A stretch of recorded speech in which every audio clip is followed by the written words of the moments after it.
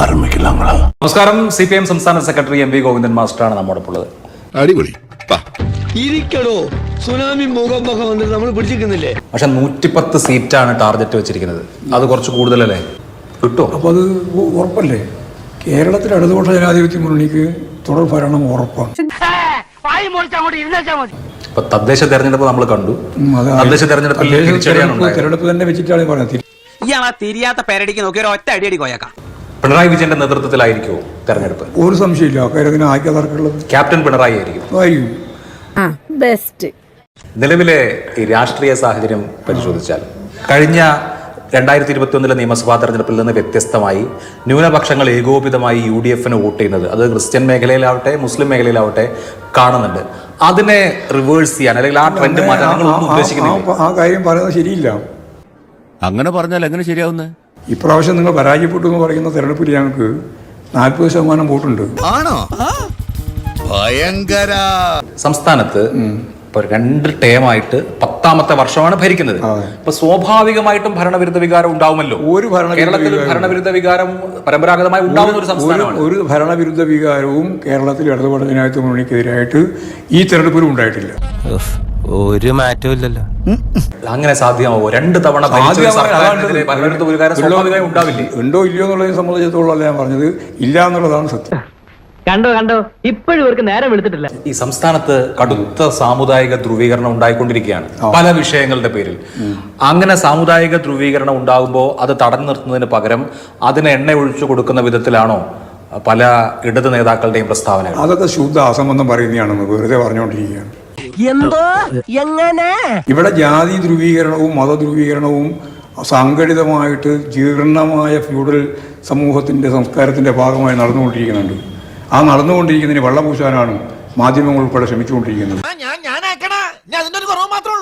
എന്നിട്ട് ഏതെങ്കിലും വീട് കിട്ടിയ പദം ഉപയോഗിച്ചിട്ട് ഇടതുപക്ഷത്തെ കടന്നാക്രമിക്കാനാണ് ശ്രമിച്ചുകൊണ്ടിരിക്കുന്നത്. ഇവിടെ ഇടതുപക്ഷമല്ലാതെ വേറെ ആരാ ഈ മതധ്രുവീകരണത്തിനെതിരായിട്ടും ഈ പറയുന്ന തെറ്റായ നിലപാടുകൾക്കെതിരായിട്ട് പൊരുതാനുള്ളത്? വേറെ ഏത് ശക്തിയാണ് നിങ്ങൾ ഉപയോഗിക്കാൻ? അങ്ങനെയുള്ള പദങ്ങൾ പോലും ഇട്ടുകൊടുക്കേണ്ട കാര്യമില്ല.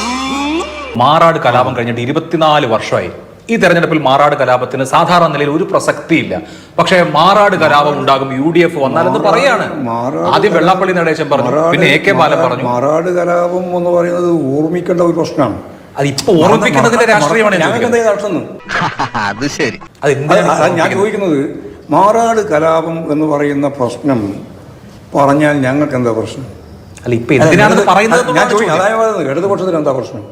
അതല്ലല്ലോ ഞാൻ ചോദിച്ചതിനുള്ള മറുപടി. മാറാട് കലാപം കഴിഞ്ഞിട്ട് എത്ര തെരഞ്ഞെടുപ്പ് കഴിഞ്ഞു? 2006, 2010, 2011, 2021. അന്നൊന്നും പറയാതെ ഇപ്പൊ പറയുന്നതിന് പ്രസക്തി എന്താ? കുഴപ്പമൊന്നും.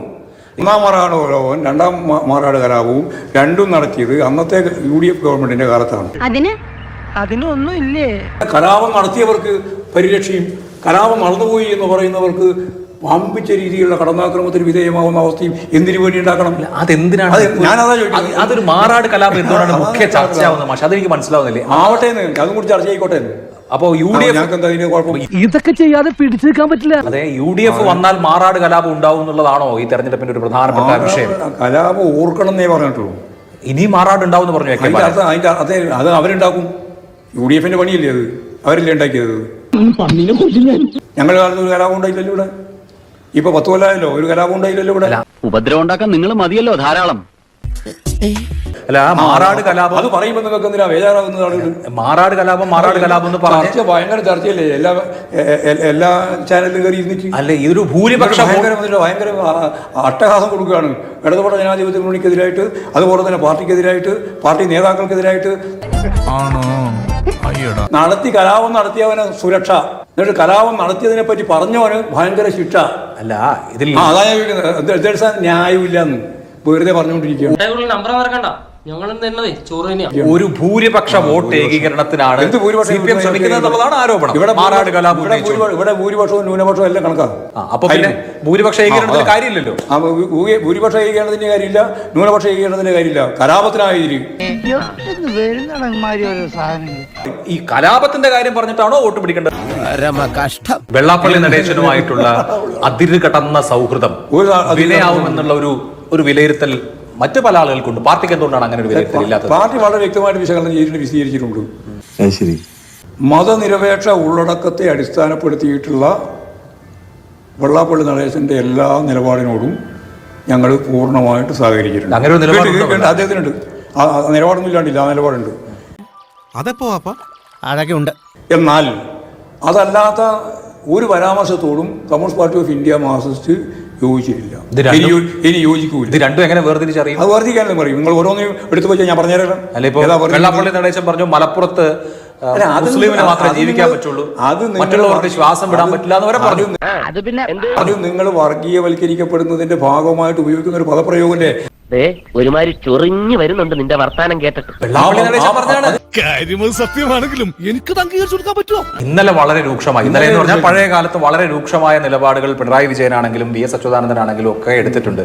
തുകാരി എന്ന് വിളിച്ചിട്ടുണ്ട് പിണറായി വിജയൻ വെള്ളാപ്പള്ളി നടേശനെ. അതൊക്കെ അതിലായിപ്പോ അത് പറയുന്നു. VS അച്യുതാനന്ദൻ അതിനേക്കാൾ രൂക്ഷമായി പറഞ്ഞിട്ടുണ്ട്. മറുപടി കലാമ പറയാൻ പാടില്ല, തുകാടി എന്ന് പറഞ്ഞ് നടക്കേണ്ട കാര്യം എന്നുള്ളത് പിന്നെ ഇപ്പൊ പറയുന്നത് ഇപ്പൊ വളരെ അവസരവാദപരമായ നിലപാടാണ് നിങ്ങളെല്ലാം മാധ്യമങ്ങൾ എടുത്തുകൊണ്ടിരിക്കുന്നത്. ഈശ്വര, ഇവിടെ ആരുമില്ലല്ലോ ഇതൊന്ന് പറഞ്ഞു ചിരിക്കാനായിട്ട്. ഇപ്പൊ വളരെ മൃദുവായി വെള്ളാപ്പള്ളി നടേശനെ പൊതിഞ്ഞു പിടിക്കുകയാണ് അല്ലേ? വെള്ളാപ്പള്ളി നടേശനെ വളരെ മൃദുവായി തലോടുകയാണ്. ഒന്നുമില്ല, ഒരു തലോട് ഉള്ളതുപോലെ കണ്ടാൽ മതി.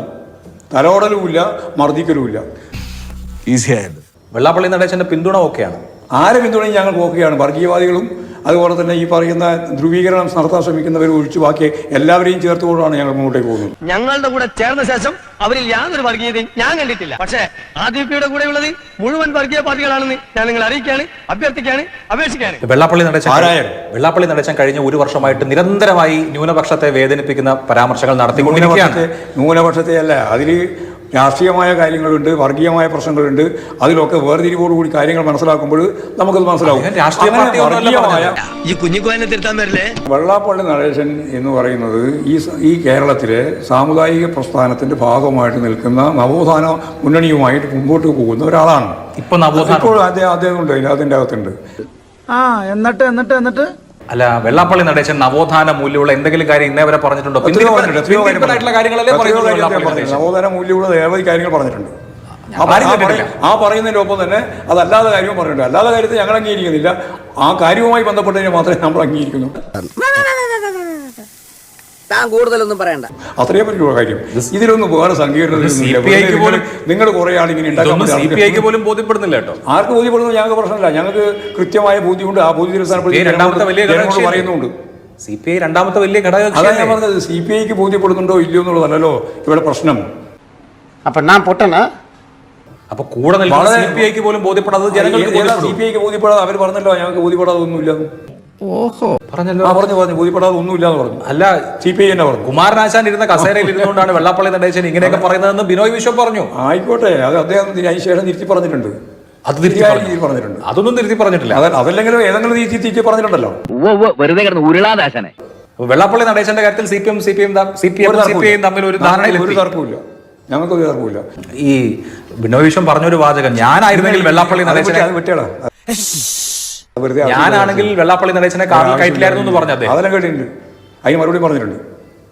ഞാനല്ലല്ലോ എന്ന് പറഞ്ഞല്ലോ, അത് മറുപടി കേട്ടില്ലേ? മാഷാണെങ്കിൽ കാറിൽ കയറ്റുമോ? ഞാനൊരു വെള്ളാപ്പള്ളി നടേശനെ കാറിൽ ഞാൻ ഒരു കാര്യം ഞങ്ങൾ ഓർപ്പിച്ചു പറയാ ചർച്ചയിൽ. അതായത് സാങ്കല്പിക ചോദ്യത്തിന്റെ ഭാഗമായിട്ടുള്ള സാങ്കല്പിക ഉത്തരവും അത് ഞാൻ പറയുന്നില്ല. ഞാൻ മണ്ടേ പറഞ്ഞാണ്. ഇങ്ങനെ മിണ്ടാൻ പറ്റാതെ നിൽക്കുന്നതിന് ഞങ്ങളുടെ നാട്ടിൽ എന്താ പറയാന്നറിയോ? അണ്ണാക്കിലെ പിരിവെട്ടി കാണിക്കൂ നിങ്ങൾ. ഇതൊക്കെ കാണിക്കും. ഒരാവേശത്തിലെടുത്ത് ചാടി വേണ്ടായിരുന്നു അല്ലേ? ഈ ജമാഅത്ത് ഇസ്ലാമി ഒരു രാഷ്ട്രീയ പാർട്ടി പോലും രാഷ്ട്രീയ പാർട്ടി, വെൽഫെയർ പാർട്ടി അല്ലേ? അവരേതെങ്കിലും മുന്നണിയുടെ ഭാഗമാണോ? അല്ലല്ലോ. UDFന്റെ ഭാഗമല്ലേ? UDFന്റെ ഭാഗമല്ല, പൂർണ്ണമായി UDFന്റെ ഭാഗം. പച്ചവെള്ളം ചവച്ചു കുടിക്കണ പഞ്ചപാവം അങ്ങോട്ട് ഇറങ്ങിയില്ലടേ. ചോദ്യം അല്ലല്ല, ഈ മാതൃഭൂമിയെല്ലാം ഈ ജമാഅത്തെ ഇസ്ലാമിയെ ഒരു പ്രധാനപ്പെട്ട രാഷ്ട്രീയ അവതരിപ്പിക്കുന്നതിന് എന്ത് കാര്യമാണ്? പ്രധാനപ്പെട്ട രാഷ്ട്രീയ കക്ഷിയാണെന്നല്ല അവതരിപ്പിച്ചത്. ഒന്നും പറയണ്ട. എന്റെ ചോദ്യം ഇതാണ്, UDF അധികാരത്തിൽ വന്നാൽ എങ്ങനെയാ ജമാഅത്തെ ഇസ്ലാമി ആഭ്യന്തരമന്ത്രിയാവുക? ഞാനതാ പറഞ്ഞത്. ഇല്ലാത്ത കാര്യം മാനസികമായി കണക്കാക്കിയിട്ട് ചോദ്യം ചോദിച്ചാൽ ഞാനതല്ലേ പറയുന്നത്. ആര് പറഞ്ഞാലും ഞാനതല്ലേ നിങ്ങളോട് പറയുന്നത്. ഞാൻ നേരത്തെ നിങ്ങളോട് പറഞ്ഞല്ലോ, ഈ വിഷയത്തിൽ കൂടുതൽ സംസാരിക്കാൻ എനിക്ക് താല്പര്യമില്ല. സാങ്കല്പിക ചോദ്യം ചോദിക്കുക, എന്നിട്ട് സാങ്കല്പികമായ ഉത്തരം എന്നെ കൊണ്ട് പറയിപ്പിക്കുക. അത് ഞാനില്ലാതെ ഞാൻ നേരത്തെ പറഞ്ഞല്ലോ, ആ ചോദ്യം ചോദിക്കണ്ട, അത്രേ ഉള്ളൂ. അപ്പൊ അത് തെറ്റാണല്ലോ, സാങ്കല്പികമായി അങ്ങനെ ഒരു കാര്യം പറയുന്നത് തെറ്റാണോ? ഞാൻ എന്റെ നിലപാട് ഞാൻ വ്യക്തമാക്കി. ഞാനിങ്ങനെ മര്യാദക്ക് ഇരിക്കണമെന്നേ ഉള്ളൂ. ഏട്ടാ ഞാൻ മറ ചേച്ചേന് അറിയാമോ? AK ബാലൻ പറഞ്ഞതിനോട് ഞാൻ യോജിക്കുന്നു. എന്റെ നിലപാട് ഞാൻ വ്യക്തമാക്കി. സാങ്കല്പികമായ ചോദ്യവും സാങ്കല്പികമായ ഉത്തരവും ഞാൻ പറയാൻ ഉദ്ദേശിക്കുന്നില്ല. സാങ്കല്പികമല്ല, AK ബാലൻ പറഞ്ഞതാണ്. ആര് പറഞ്ഞാലും അത് റിയാലിറ്റിയാണ്. ആര് പറഞ്ഞാലും ഞാൻ ആ സാങ്കല്പിക ഉത്തരവില്ല. അപ്പൊ അന്ന് ആ പരാമർശത്തോട് യോജിക്കുന്നില്ല ഏറ്റവും കുറഞ്ഞത്.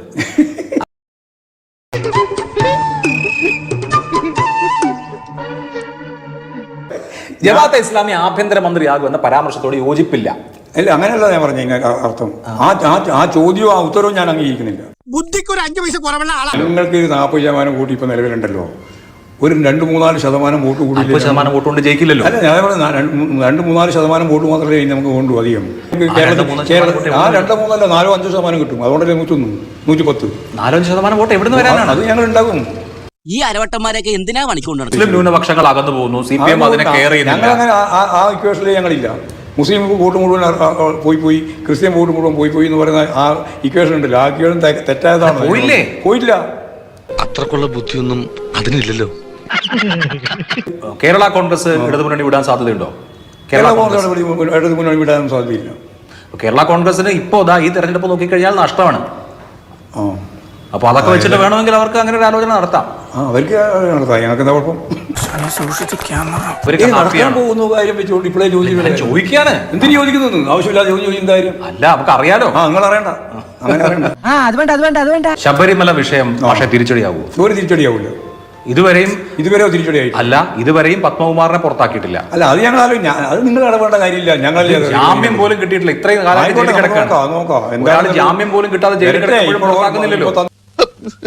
ഞങ്ങളെ സംബന്ധിച്ചിടത്തോളം SIT പൂർണ്ണമായിട്ട് അംഗീകരിക്കുകയും SIT വേണമെന്ന് പറയുകയും ചെയ്ത ആദ്യത്തെ പാർട്ടി CPM ആണ്. SIT അംഗീകരിക്കണമെങ്കിൽ SIT ഫൈൻഡിങ്സും അംഗീകരിക്കണ്ടേ? ഫൈൻഡിങ്സ് വന്നാൽ അപ്പോ നിലപാട് സ്വീകരിക്കും. SIT ഫൈൻഡിങ്സ് പത്മകുമാറിനെതിരായതുകൊണ്ടാണല്ലോ പത്മകുമാർ ജയിലിൽ കിടക്കുന്നത്. ഇവൻ ശരിയല്ല. അവനല്ല ശരിയല്ലാത്തത്, നീയാ. ഞങ്ങൾ ഉറച്ച നിലപാടാണ് അന്നും ഇന്നും. ആരെ അറസ്റ്റ് ചെയ്താലും നിയമത്തിന് മുമ്പിൽ കൊണ്ടുവരണം. ആരാണോ അവരാരെയും സംരക്ഷിക്കുന്ന നിലപാട് CPIM സ്വീകരിക്കില്ല.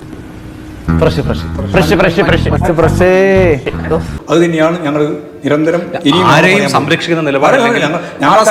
ഞങ്ങൾക്ക് ഇയാളുമായിട്ട് ബന്ധമൊന്നുമില്ല, പുറത്താക്കുന്നു എന്നങ്ങ് പറഞ്ഞാൽ പോരെ? അല്ല, അത് നിങ്ങൾക്ക് സംഘടനാപരമായ നിലപാടെടുക്കാൻ നിങ്ങൾക്ക് വളരെ വ്യക്തമായിട്ട് പറയാൻ പറ്റും. ഞങ്ങൾ സംഘടനാപരമായ നിലപാട് സ്വീകരിക്കണമെങ്കിൽ അതിനാവശ്യമായ രീതിയിലുള്ള കൃത്യത വേണം. കൃത്യമാണോ അപ്പോൾ നടപടി സ്വീകരിക്കും. നീ കൂടുതൽ വിശദീകരിച്ച് നാറാൻ നിൽക്കണ്ട. ഇപ്പൊ കേരളത്തിൽ വളരെ സമാധാനപരമായ, വളരെ രാഷ്ട്രീയമായ ഒരു തെരഞ്ഞെടുപ്പ് നടക്കാൻ ഉപയുക്തമാകുന്ന വിധത്തിൽ വർഗീയമായ വിഷയങ്ങളൊക്കെ മാറ്റി നിർത്തി ജനാധിപത്യത്തിന്റെ മെറിറ്റിലൊരു തെരഞ്ഞെടുപ്പ് നടക്കട്ടെ എന്നൊരാശയം മുന്നോട്ട് വയ്ക്കുക. അല്ല, അതങ്ങനെ ശരിയാവും. വർഗീയതക്കെതിരായിട്ടില്ലാതെ പിന്നെ എന്ത് മതനിരപേക്ഷ ഉള്ളടക്കം ഉണ്ടാകുക? ഇന്ത്യ മുഴുവൻ വർഗീയവൽക്കരിക്കാൻ പോവുകയാണ്. ആ വർഗീയവൽക്കരിക്കുന്ന കൂട്ടുനിൽക്കുന്നതാണ് കോൺഗ്രസിന്റെ സമീപം. ഒന്ന് പോടോ. ആ പോരാട്ടില്ലാതെ കേരളത്തിലെ ഇന്ത്യയിലെ ഇടതുപക്ഷ രാഷ്ട്രീയവും ഇല്ല. അവന്റെ മാസ്റ്റർ പീസാണ്. അതിൽ കൈവെക്കാൻ ആരെയും അനുവദിക്കില്ല. ശരി, ഓക്കെ മാഷേ, എന്തായാലും ഓൾ ദ ബെസ്റ്റ്. രക്ഷപ്പെട്ടു. തൽക്കാലം ഇത്രയും മതി. വരട്ടെ.